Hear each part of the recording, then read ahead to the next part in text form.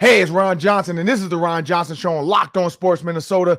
Lemeki Brockington. You don't know the name unless you're a Gophers fan. This is a name you're going to want to know. He's joining me today on the Hanging with Ron Johnson segment, so you're going to want to stick around for that. But also, there were 200-plus quarterbacks, if you want to call it, in college football. 133 got ranked. Athan Kaliakmanis, in my opinion, was snubbed just because of a few factors in this whole NIL world we live in this transfer portal world we live in. But we'll have to find out more of that coming up next on the Ron Johnson Show. Locked On Sports Minnesota Podcasts. It's endless Minnesota Vikings talk with the diverse voices of your local experts. Now the Ron Johnson Show. On the field, in the broadcast booth, Ron Johnson is Minnesota sports. He's played with them, hung out with them, and grown up with all the big names in Minnesota sports. They're hanging out with Ron Johnson. It's the Ron Johnson Show on the Locked On Sports Minnesota podcast. And it starts now.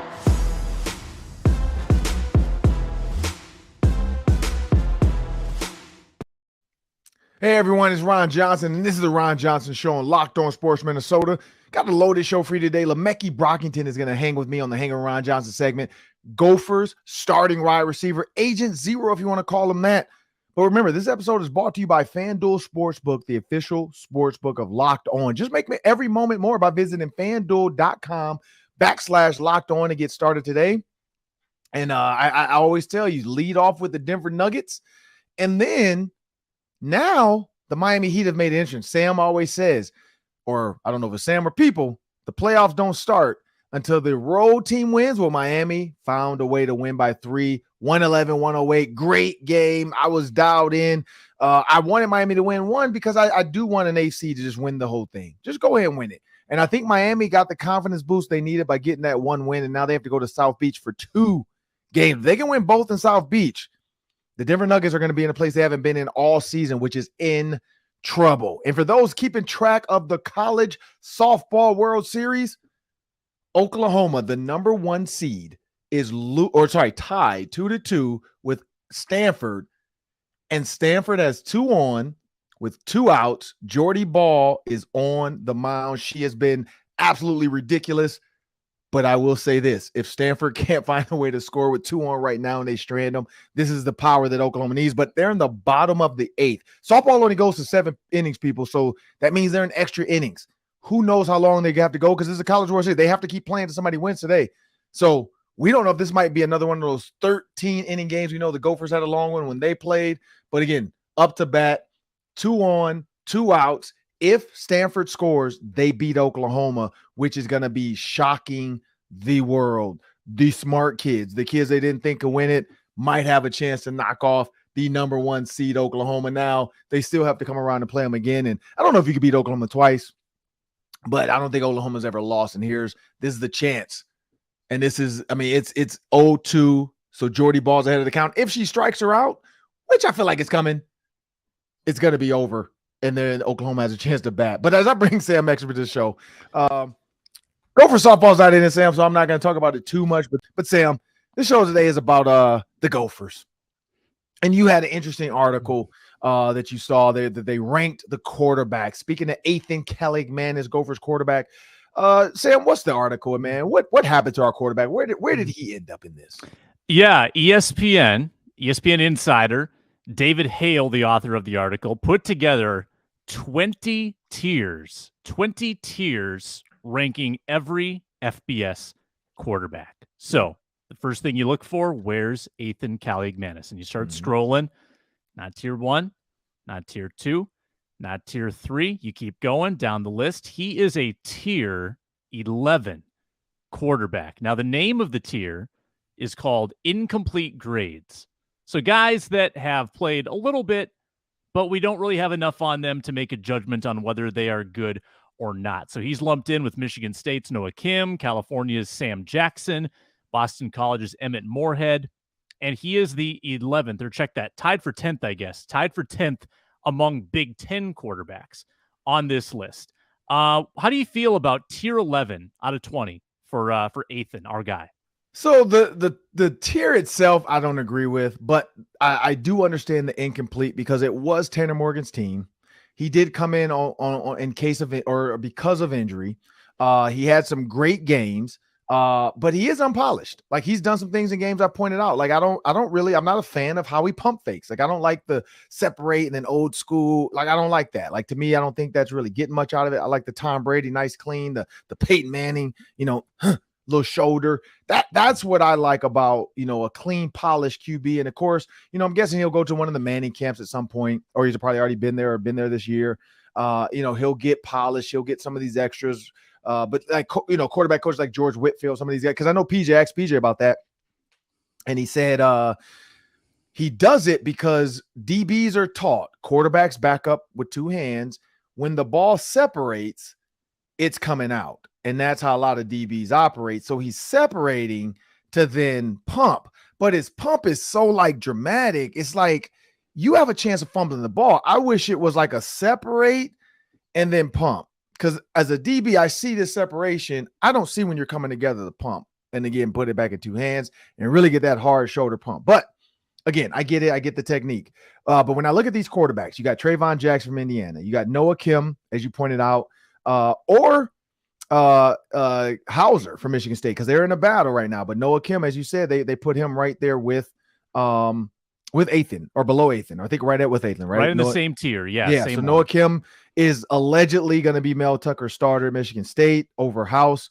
And we know that Kim is going to compete with the guy, and again, another transfer. I mean, it's so many transfers. When you think about his former quarterback transferred at Auburn, like it's one of those things. And the redshirt freshman was a 4-star recruit in Caden Hauser. And so you got them at 13. You got Galvin Wimsatt out of Rutgers. You got Luke Altheimer. So this is the difference. This one I'm looking at, this article has Luke Altmaier behind Athan Kaliakmanis, but yours has Luke Altmaier ahead of Athan Kaliakmanis. That's why I say I don't agree with everybody's like takes in this, because everybody's going to have their own opinion. Tommy DeVito, we know, he tried to get an additional year of eligibility out of Illinois. Didn't work. Bring in the transfer. So I think, again, when I said in the open, I feel like transfer got a little bit more credit than a quarterback that's been there and working. And then, of course, 10 is Athan Kaliakmanis. So his ranking on their list and your list are pretty much the same. But then you got Ben Bryant out of Northwestern.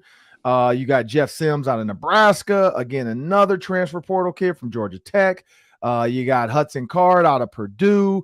You got Kyle McCorder, Devin Brown out of Ohio State. And in my opinion, you're just giving it to Ohio State because you're just basically saying they're the same guy at number 6. They just go to Ohio State. Like, you can't tell me Kyle McCord and Devin Brown are both number 6 in your book. Like, it doesn't work that way. One's better than the other, clearly, but it's Ohio State, so you're just doing it because it's Ohio State. You got Drew Aller out of Penn State, and then another transfer.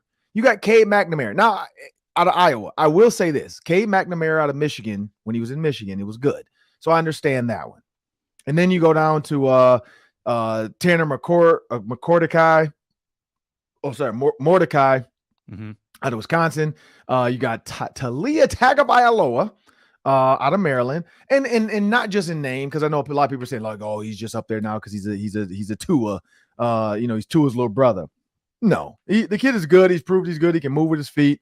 And then the reason why Cade McNamara transferred is the number 1 quarterback out of Michigan, which is J.J. McCarthy, which I don't think Harbaugh has ever had a quote-unquote number 1 quarterback in Michigan, but that's maybe one of the reasons why they've beaten up Ohio State the last 2 years. But here's where I go with this. I do agree with the rankings, like Tua, but some of these other guys, just because they transferred or they were highly touted when they came in. Cade McNamara, I get it. Like, he was good at Michigan, so I understand that. He led them to a great season in 2021. J.J. McCarthy just came in and outplayed him. But, when I go down this list, some of these, like Ben Bryant, I know he's transferring out of Cincinnati. You got Jeff Sims out of Nebraska. I just don't understand. Like, Luke Altmaier on this one is actually behind him, but in your list, he's ahead of him. I don't see those guys all being head and shoulders like ahead of Athan Kaliakmanis. Now, I will say this: incomplete. I get it because it has been incomplete. So I understand the tier. But I would put all these transfer guys as incomplete. Like Luke Altmaier, he should be an incomplete too. Like he's only thrown last year, I think he threw 8 passes at Ole Miss and then 20 passes the year before. Like nothing puts him ahead of Athan had a full, almost a full season. Like he played a lot when Tanner Morgan was hurt. So again, I get it though. That's just what they like to do. And here, like I said, Oklahoma, 1 out, girl on second, hit up the middle, out at first, but she moved the runner to third. So runner in scoring position at third, 2 outs, and Oklahoma has a batter coming up. So this is what Oklahoma does. Hit. Maybe they find a way. If you get a base hit, she scores. If you hit a ground ball, it goes back to Stanford. So this is the coach called a timeout. See, Sam, I'm talking it through. The coach called a timeout. So for those that are going to hear this episode, of course, the game's already done, but the coach called a timeout. So just as I'm explaining this, the coach felt what I felt. Hey, we got to call it a timeout. They do have one of their best closers on the mound, a freshman. This girl throws 73 to 74 miles per hour, Sam, from 43 feet away. That is the equivalent to a 110 mile an hour fastball. Like that is nuts. Like when they did, I saw Sports Science do this. They did like a USA softball pitcher and then a pro pitcher for baseball, and then kind of show like her speed at 70 plus and his speed. Cause I think they're at mound is 60 for baseball. Right. Right. And then women's college softball and pro softball is 43. And so they were just showing like a 73 mile an hour ball traveling 43 feet to get to the batter versus 60 mile an hour or 60 distance and 100 miles an hour or 98. They were saying that the 43 distance had more revolutions and it was a harder spin and faster ball than the guy throwing from 60 throwing 90 plus. And so that at 73, 74, that's ridiculous. But back to the college quarterback conversation before we jump into Lemecki. Lemecki, of course, Athan Kaliakmanis is his quarterback. So his season is going to be predicated on how well Athan does. But I'll say this, Sam, and I'll let you kind of give your thoughts.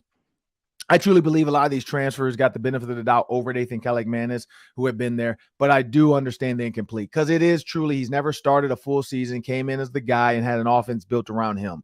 So I personally, if I were to say where I think he will end up, I think he will end up for sure top 5 quarterback in the Big Ten next year, this coming season. I think he's easily a top 5 quarterback in the Big Ten with what PJ wants to do. You have Mo Ibrahim gone. You got 2 transfers that are big time receivers that came in. So we know PJ wanted to throw the ball before.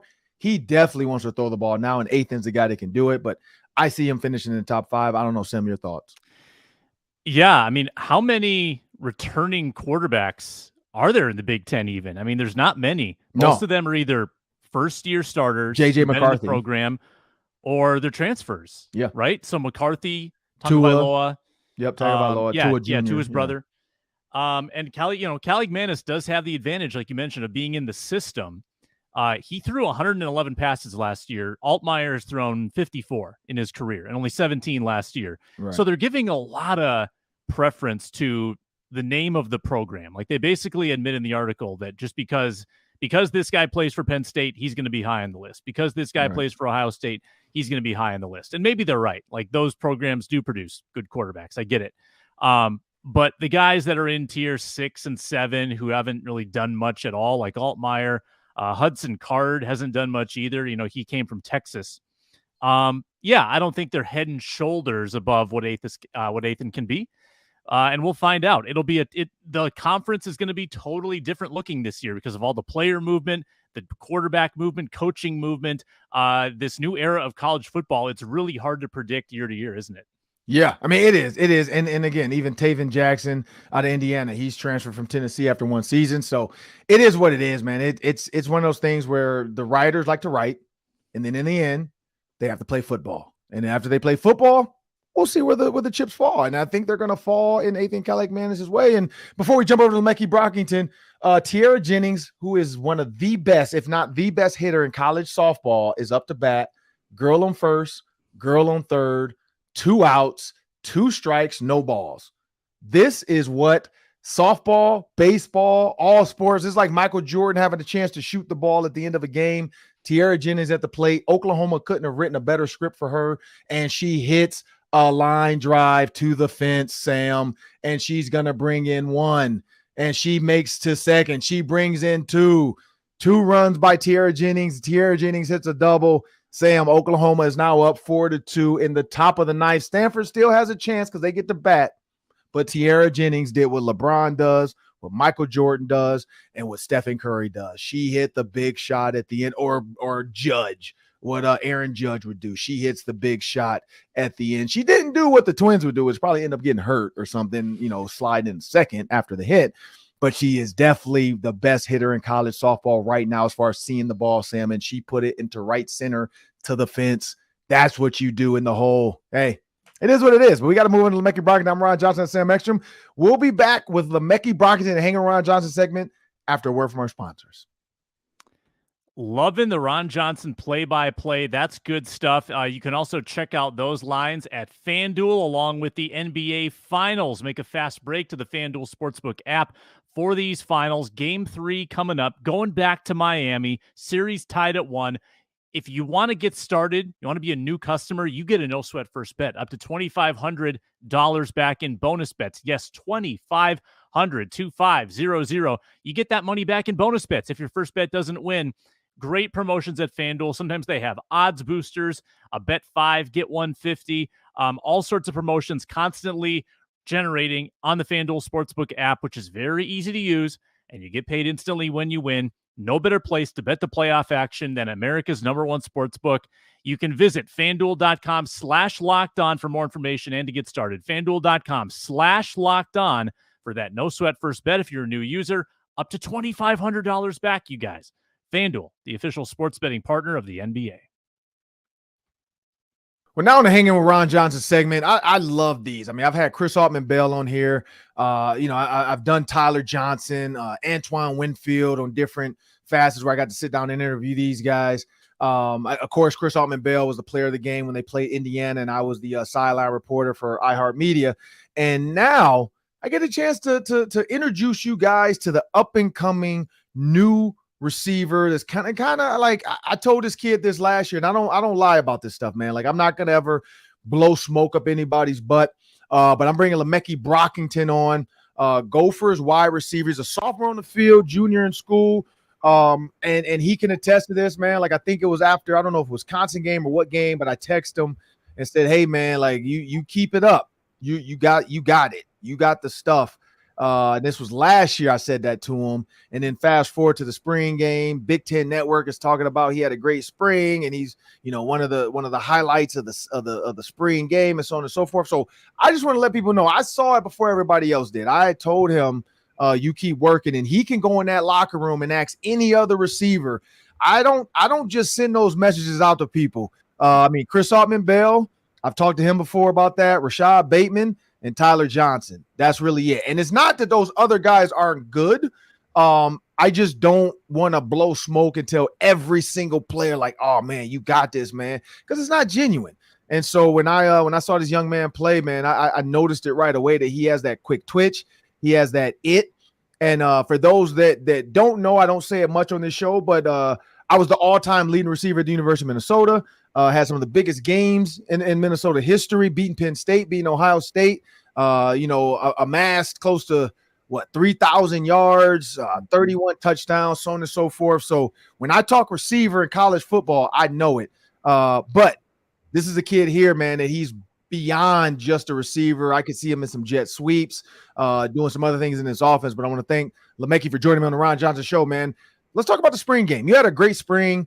And in a world of kind of like, I can get my chance somewhere else, you stuck it out in Minnesota, and I'm glad you did because it's paying off now. What was the reason why you stuck it out in Minnesota where some kids, decide to transfer if they don't feel like they're playing as a freshman? It really started off, I had this big bond with the team. Ever since I came in the program, I've gained these trusted brothers I met along the way, and they became one of my closest family members. It would include my family. So just want to stick around with them guys, stick it out for the culture, and stick it out with Coach Fleck as well. Yeah, when you talk about Coach Fleck, the roll the boat, all that stuff, the culture, what is it about the roll the boat culture that has stuck with you the most? It's about changing our best. So, every day, because you're gonna go through adversity at some point in your life. And I went through some adversity before, and just change your best to help you get through it. And again, they bring in guys transferred in. We know that some new receivers have transferred in, but this is what I liked about you. It wasn't about those guys. It was about, I'm going to keep working hard and still show what I can do. And you showed it. How did that feel to really, everything you've worked up to in the summer, everything you worked up to in the winter, and in the spring, boom, here it is. And you put it on display for everybody on the Big Ten Network. That should feel good. Made me let everybody know I'm here to come to play. It made a statement for me. Let everybody know, like, I can be that guy. And when you think about Chris Altman-Bell, I mean, he's in year 7. I feel like he's been here forever. When you think about Chris Altman-Bell and what he brings to your receiver room as a veteran captain, I mean, you've been around him for the last 3 years. How has that been with Chris Altman-Bell as kind of a voice now, being a leader? It's been very helpful for me, as well as I've been trying to step in more in the leader role. So with him having all the experience, I always go to him by being a leader and like, what can I do to help the group go better, and just being able to speak up instead of having him to speak up all the time. Yeah, and thinking about like the number, where the number, you picked your number, where does that come from, or did they give it to you? They gave it to me basically because they tied me in with Sean Bateman. We're both from the South, and our cities basically 30 minutes apart, and we were on both rival schools and back in my city. So yeah. So you didn't. Oh, okay. So if you had to pick, would you have picked it, or did you have another number kind of that you had your eye on when you got there? Because for me, I wanted number 3 because of Keyshawn Johnson. They ended up giving me 89 as a freshman, and then my sophomore year I got 3. But was there a number you had your eye on before you were given your number? I had number 2. I had wanted, but Tanner Morgan had it. You look over him like, come on, man. Like, you don't really want that no more. So talking about Tanner Morgan, one of the all-time lead quarterbacks in Gopher football history, one of the greatest captains in Gopher football history. I started getting him and PJ Fleck confused at times because he started to look like PJ.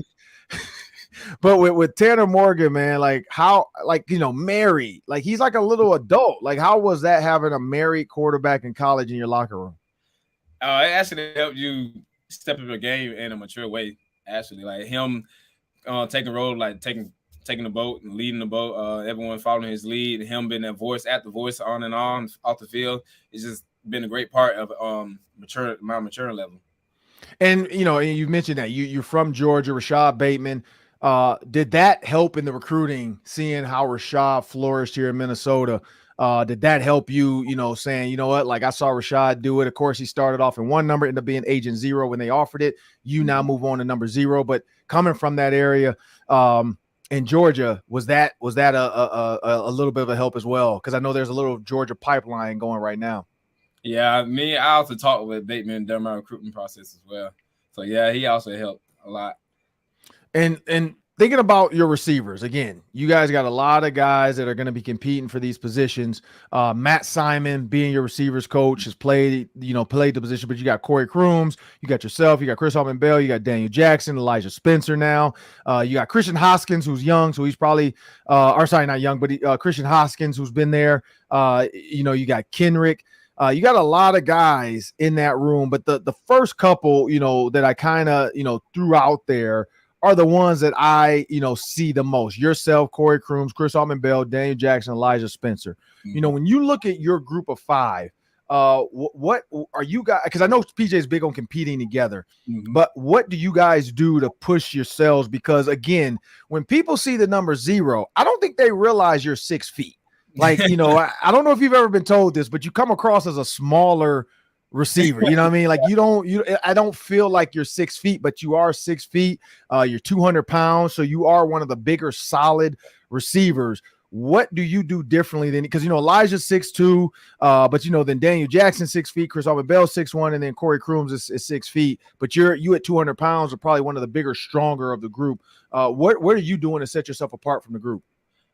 Basically, I've been working on stepping in more of a leader role as well. So based on my past experience, and you got the transfers coming in, been trying to be more of a leader in the room, be more vocal. I also try to bring in more of I bring more physicality to the game. So that's why I want to put I want to set the tone as a receiver. Receivers can be physical as well too, even in the blocking game or in the pass catching game. Right. And I mean, I think that's the key too. Pass catching. A lot of people don't understand that. A lot of people don't understand the reasoning behind it. But, you had 11 catches, 203 yards, and a touchdown. And when you think about your touchdown, how good did that feel to get in the end zone? It felt like a dream. It felt unreal. It felt like a dream. And then when my boys came up to me, I knew everything was real and everything just happened right there in that moment. Yeah, and again, it came in a big moment because I'm pretty sure that was the game I texted you against after Wisconsin. Yes. Yeah, and so I know for me, winning the Axe my senior year, that's the big part of it. Winning the Axe is the key. But you had a chance to not only win the Axe, but be a big part of that game with that touchdown. Again, scoring against Wisconsin, getting your touchdown, your first touchdown of the season, was that basically a story written that you were waiting for? Oh yes, I was just waiting for my moment, and my moment came. I took advantage of the opportunity. I just ran with it. And what people don't understand, again, 2022 is considered your freshman year, so you're entering your second year. So that's a really good freshman season for people to understand that, because you talk about redshirting. Before that, which was a great decision. Even though I started as a freshman, I always look back on that. I was like, man, I kind of wish I would have redshirted a little bit. I don't know. I was 6'3", 210 pounds coming out of high school. So just people just assume you're good to go. But I always considered man, I wonder if I had sat out a year, because my sophomore year was the 44 catches year. So I'm like, that could have been my freshman year with 44 and 7 touchdowns. I'm like, oh man. I should have, but I think God does things for a reason. But again, building off that 13 game, you played in all 13 games, bigger, stronger receiver, doing some things with slant routes, doing some things with in the blocking game. What kind of mentality, because you said that, I want to be in all facets of the game. What kind of mentality are you going to use heading into 2023, knowing you're one of the bigger, stronger guys in the room? Yeah, I'm just going to play my game the way I want to play it. And that's physical and fast. Anybody that's going to have to try to stop it, I'm just going to use my key to it. Yeah, and this is Lemeki Brockington, Gophers receiver, joining me on the Ron Johnson. So I'm Ron Johnson. We got a couple more before we get out of here. But here's some good ones for you, because you play basketball, right? I'm pretty sure as a receiver. Yeah, because most receivers do. Most receivers play basketball. Most DBs are trash. They can't hoop at all. It just is what it is. Running backs can't hoop. DBs usually can't hoop. It's usually the receivers, tight ends, quarterbacks, or offensive linemen, offensive tackles. Are going to, defensive ends are going to be your hoopers, your centers, your guards, trash on the court. Every once in a while, you might get a good one. But PJ Fleck, he considers himself a big time hooper. He hooped in high school. And I know I talked to Rashad Bateman about this. And then I also talked to Tyler Johnson. And Tyler Johnson would always say, PJ is never going to really want to play me one-on-one. Rashad Bateman said the same thing. But have you gotten a chance to play PJ yet? Oh, not yet. Okay. Because I know he does the horse and the pig thing, and that's his whole deal. But how do you think you fare hoop-wise against PJ? So I know I'm going to do my thing regardless. See, in high school, I won Defensive Player of the Year every year. So everything is in seatbelt. So everything's strapped. You heard that here first, PJ. You versus Lemeki Brockington 1-on-1. You scored nothing. He's got you locked up. You scored nothing. I can't remember, and Sam probably can answer this. I couldn't remember who we just interviewed from the Gophers as well that was talking hooping. And he said the same thing, that he was looking forward to playing PJ, because PJ only wants to play pig and horse. He doesn't want to actually play one-on-one. I have to think back. Maybe Sam can shoot me a message and let me know who that was. But yeah, we had him on, and he said, "Yeah, PJ doesn't want to play me. PJ doesn't want to play me." But when you and I love that, because I know, as a player, when you get a chance to play against your coach, you want to make sure they know how good you are. But looking forward to this season. This upcoming season now, the Big Ten. You guys are going to get next year, your junior year, you guys are going to get USC and UCLA. But when you're looking at the Big Ten right now, what are some teams in your mind other than Iowa? Because Iowa, Wisconsin, that's kind of easy. unless that's really just on your radar. But other than Iowa, Wisconsin, like looking at your schedule this year, what are some games that you're looking forward to playing? North Carolina game mainly. Okay, all right. Only reason that I want to say it's because it's the game itself, is just because it's a closer game, and that's when I get a chance to see my family come to my game for the first time. Oh yeah. So how many people are coming down for that for your family? A lot of people been asking me, so I don't know yet. So you gotta work on that tickets because that's the good thing though. That's the good thing because North Carolina, you don't have a lot of teammates probably that are gonna have a ton of people. September 16th, that's a Saturday. The Gophers are finally playing North Carolina. We know that was postponed, and now they finally got the North Carolina game scheduled. So and again, this is the thing. When North Carolina was originally scheduled, it wasn't a big deal. But now on the other side, and this is why I'm excited for you and all the guys, every NFL scout is going to be watching North Carolina this year because of Drake May at quarterback. So that's something to remember too. Like, and when I say that, I don't mean go outside of your skin. I mean, you're supposed to block. You're supposed to be doing this, do it. Like, because they're going to be watching, if a bad play happens, how do you bounce back next? Because Drake May is theoretically one of the top quarterbacks, in the NFL draft for next year. So every single game is going to be like on there. And I know Terrell Smith, he was on. Oh, that's what it was with Terrell Smith. Terrell Smith was on because he claims as a DB he can hoop. I don't know. I don't know about that. He says he can hoop, so I believe him. I'll let him have that. But Terrell Smith talked about that because when you think about playing a guy like Drake May, you don't want to end up on his highlight tapes. You're lucky. You're a receiver, so you don't have to worry about that. But when he goes to the NFL draft, that's what you don't want. You don't want his whole draft clips when he gets drafted to be Gopher football because he just lit it up. And so I think that's always a key. But Terrell Smith talked about that, about like some of the receivers of like, oh man, I'm glad I didn't end up on anybody's highlight tape. So when you think about that too, when you talk about Terrell Smith, you got to go against an NFL caliber cornerback because he's drafted, he's NFL caliber. How did you fare, and how was that competing with Terrell Smith every week in practice? Coming in as a freshman, I had a lot of learning, so they put me against T-Time almost every time. Okay. T-Time was one of those bigger corners that I'm not used to. So he working against him every day, him and Wally and all the other DBs over the years, they got me right, I feel like. Yeah, and Justin Wally, man, like we know he is an absolute, like he's gifted. He moves well, he plays fast. How, again, saying that now, like going against Justin Wally, like how are you making sure, like, I want to make sure I win or I get better every chance I get to go against Justin Wally? Actually, we both been roommates since we was a freshman. So okay, every time we get a chance to go against each other at practice or something like that, we always watch it on film when we get to the house or something. And we always try to talk about like what they did, the guard is on this certain move I ran, or what release I ran on him, because what I seen what he did made me run a certain release or something like that. So being, like I said, I never was a roommate with a defensive guy, so I never had to worry about this. But being that that's your roommate, if you just absolutely kill him on like a double move, he falls on the ground, you catch a touchdown, like, are you talking to him when you get back to the room, or are you gonna let him slide? Oh no, I'm talking to him. I'm talking to him. Because I'm like, that's got to be awkward when you're going to grab some cereal. It's like, yeah, like let me get this. I beat you today. You don't get the cereal. I got the cereal first. Like, back up. Because I've never had that. I've never been roommates with a defensive guy. Like in the NFL, college, both times it's always been an offensive guy. So I never had that. Also because I'm petty too. So I think I couldn't have done it. Like I got in so many fights in practice, just one-on-ones, blocking drills. I don't think it would have went well. Like, I don't think I could have survived because my roommate with the Ravens was Javen Hunter, receiver out of Notre Dame. In college, it was Jermaine Mays, receiver out of Miami, Florida. So I don't think I could ever have a DB. So you're a different breed. I'd say you're not as petty as me. The fact that you could room with a guy you got to see every day in 7-on-7s, every day in blocking drills. But even that, like, has he helped you out even understanding coverage and stuff like that? Like, hey, like, when we're rolling the cover 2, this is what you're going to see. Or if we're in 2 and we're going to switch to 4, this is what you're going to see. Do you guys help each other out in that aspect as well?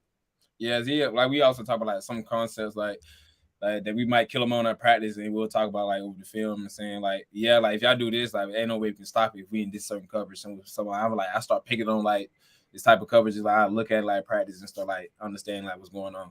Yeah. And before we get out of here, I always like to, I love to actually guess this one, man. Like, you're a college player, so I know you watch NFL football. Who are some NFL receivers that you love to watch and kind of, mirror your game after?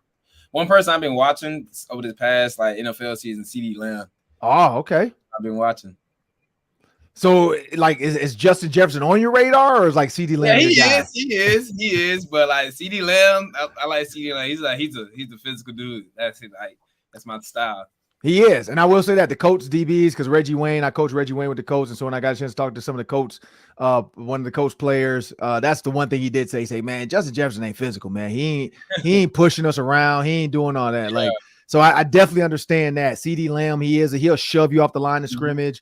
He'll get up on you on a slant, try to throw you by. Whereas Justin Jefferson, he's the footwork guy. Like, he's gonna fancy feet, and he's gonna move you with his body, and he's gonna stick that foot in the ground. He's gone. So yeah, CeeDee Lamb's a good one, man, because he has the size, the body, and the hands that he can contort his body and make those catches. So I'm excited though for you, man. I'm looking forward to watching you this season.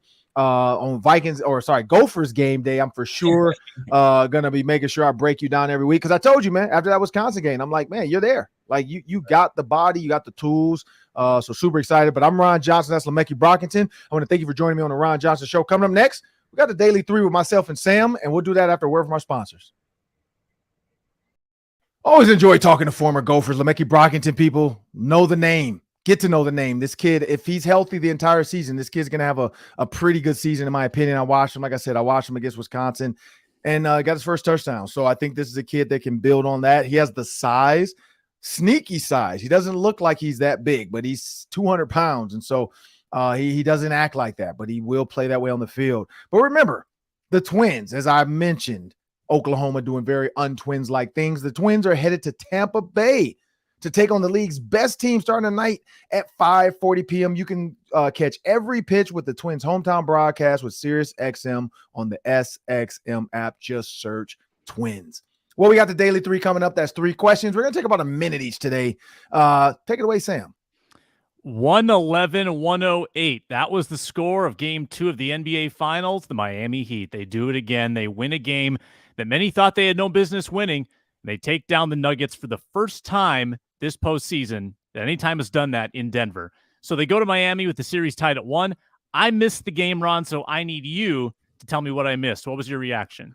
Well, I mean, honestly, it felt early on like the Nuggets were going to run away with it. Let's be real. Like, it would start off, the Heat had a little lead, then the Nuggets just blew it out, and everybody just felt like, you know what? Because I started seeing tweets even like, oh, the Nuggets are about to go up 2-0. And then what does Jimmy Butler do? He does what Jimmy Butler does. He claws back. He just makes play after play. Bam Adebayo had an and-one dunk, on I think it was on Michael Porter Jr. I forgot who it was on, but just had Michael Carter Williams. I forgot who was on that team, but just had an absolute monster dunk, got hit on the arm, finished the play. And then the role players for the Heat, man, they just keep playing and playing and playing. And that's what happened. The Heat found a way to claw back. They had a lead. And then the Nuggets came back, brought it to within 3. Nuggets had a chance to the Heat could have fouled. The Nuggets could have called timeout. Neither did it. They just said, let's play this out. And the Heat came out on best because the Nuggets had to shoot a 3. They missed. He get the rebound, and that was 1-1. So great series so far. Tie 1-1. I think that the momentum after that win in Denver, where nobody, when they were down, I think they were down like 15. Nobody thought they could come back. And now they go home to relax in South Beach for 2 straight games. Denver being in South Beach, hopefully they're disciplined and they don't end up in trouble in South Beach, staying out late, because they got to be there for a while. It's not like a quick in and out. You're there for 2 games. So there's some free time where you can get in trouble, where the Heat, they live there. They're used to it. They're like, this is going to be here. After we win the championship, we can come back home and have some fun. So it was a good one, though, Sam. I don't know if you remember, but in the roundtable, I suggested that Kevin Love needed to be in the starting lineup. And what they do, they put K-Love in the starting lineup. And look what happened. So yeah. Kevin Love saving the Miami Heat. And they did bring that up, that he is a former champion. So he knows how to get the team going and make the right plays. So I think, having that former champion voice out there on the floor, it helps. Let's talk joint practices. Vikings announced last week they will be having 2 sets of joint practices in August with the Cardinals and with the Titans. How do you like doubling up on joint practices this year for the Vikings? First time I think they've ever done it. Yeah, I like it because if you think about the work they got out of San Francisco and then the years before, the work they got out of Denver, the whole purpose is that you get the starters to have a full week in work and you get to really evaluate who's going to be on this roster. And then when the game rolls around, you don't really need to get much out of them, which saves them from getting hurt maybe on a tackle, on a pile up, little stupid injuries. Now you can't get away from injuries anyway in practice, but I think it gives you more opportunities to see ones versus ones, twos versus twos in a controlled setting. Emotions maybe aren't as high. Now it is practice. It is fights are eligible because nobody's going to get fined or kicked out. So you have to like temper that and make sure you're getting the right organization in the building. But I do like it. I think it gives the guys a chance to really see who they want on this roster, and really get it, especially the offensive line and defensive line. I think that's a lot of the questions this year as far as guard for the Vikings, and then defensive line other than Danielle Hunter. I know you brought some guys in, but where are you at there? I think there's a great opportunity to, especially these rookies they drafted, to get them in there and see. And then Jordan Addison one-on-ones with two teams like this, like I think that's going to be the key too, like being able to get some work against one defensive backs in practice, one-on-one, 7-on-7 and team, making sure, hey, like this is our draft pick. I'm glad we did what we did. So you get 2 full weeks to see this played out. Yeah, not exactly star-studded like the 49ers were. It feels Correct. like a couple teams on the decline. I don't know if I'm guessing Kyler Murray's not going to be participating with his injury either. So Right. not as many players for the fans to see, but still, I think it beats just a normal run-of-the-mill practice for sure. So that'll be fun. True. Yeah, last one, Vikings related. Dalvin Cook, rumored obviously to be either cut or traded, and the Miami Dolphins have been named a top contender to land Dalvin Cook. Do you think that would be a good fit for Dalvin Cook on South Beach? I think Dalvin Cook, anywhere you go. Now, there's one thing about the Dolphins, though. When you think about their offense, it is kind of a read pass-heavy offense. Now, yes, it's a good landing spot because he's not going to have to be like a true workhorse where it's like we want to run the ball 30 times a game. Like Dallas, I liked it from a like standpoint of maybe the Vikings get the full salary taken off their deal. But for Dalvin, Dallas wants a running back that they can run into the ground. I mean, look how they did Zeke Elliott. Look how he ended up. When you look at the running backs on the Dolphins roster too, Raheem Mostert is really the only name, when you look at that. So I think that's another part of this. Like if Raheem Mostert is your only guy going in, who else, you got a bunch of other guys, I say no names, but you got a bunch of other guys fighting for that second and third spot. So I could see the Dolphins saying, look, we want a 2-headed monster running back. We know we have great talent outside the receiver. We just got in all these free agents for defense. So we're built to maybe make a run and go and be a strong contender for the playoffs. So I could see that be a good landing spot because, again, it's a spread out offense that, if you throw Dalvin Cook a screen against that speed with Tyreek Hill and Jalen Waddle clearing out, there's nobody left besides linebackers. Like you have to respect that speed of that team. And I could see that being a good fit for Dalvin. Yeah, Mostert, good, but injury prone. And you've got the quarterback on the rookie deal. This is the time to make those luxury signings if you're Miami. Right. Go get all the offensive pieces you can to put around your cheap quarterback. So I think it would make sense. And Dalvin's a Florida guy. I mean, that's his home too. So it makes sense for him. And if you're Mike McDaniels, what's the best way to keep Tua from having too many opportunities for people to pin their ears back? A run game. Like he can just hand that off, and Dalvin, we know, can get you 1,500 yards. Like that's not a problem. Can Dalvin sustain that? Well, you have Raheem Mostert. And what would that look like? The 49ers. So I think Mike McDaniel's thinking the same thing. Like they don't have the same tight ends, but they have the receivers and the running backs now with a quarterback who just has to facilitate. And we know Mike McDaniels wants to make him as smart as possible. So a little 49er-esque there. I mean, he did bolster the defense as well and get some free agents in there. So that's a little bit of a 49ers look to it with that team if they were able to land a guy like Dalvin Cook. So I see it fitting for both sides. But, it could go either way, and we'll see how this offense plays out. But I'm Ron Johnson. That's Sam Max. We want to thank you guys for continuing to like, share, download, comment. iTunes, Spotify, iHeartMedia. Wherever you get your iTunes, just make Locked On Sports one of the ones you download and put in your little follow button group or your followed podcast or your likable podcast. YouTube. If you want to get the video, see our pretty faces, we have apps on Amazon Fire and Roku. Just search Locked On Sports Minnesota on Amazon Fire, Roku. You can go right there to your TV. And of course, as we grow in this, SiriusXM, extremely excited about where that partnership is going to go, especially during football season with all of our shows and everything that you might be able to pick up on the SiriusXM app. But you can go on the SiriusXM app as well and get the Ron Johnson Show. If you're on this SXM app, just search Locked On Sports Minnesota, and then you can take the show with you on the road, in the car, in the gym, wherever you're at. So that's another place to get our podcast, SiriusXM. But again, I'm Ron Johnson. That's Sam Ekstrom. We want to thank you. Have a great day.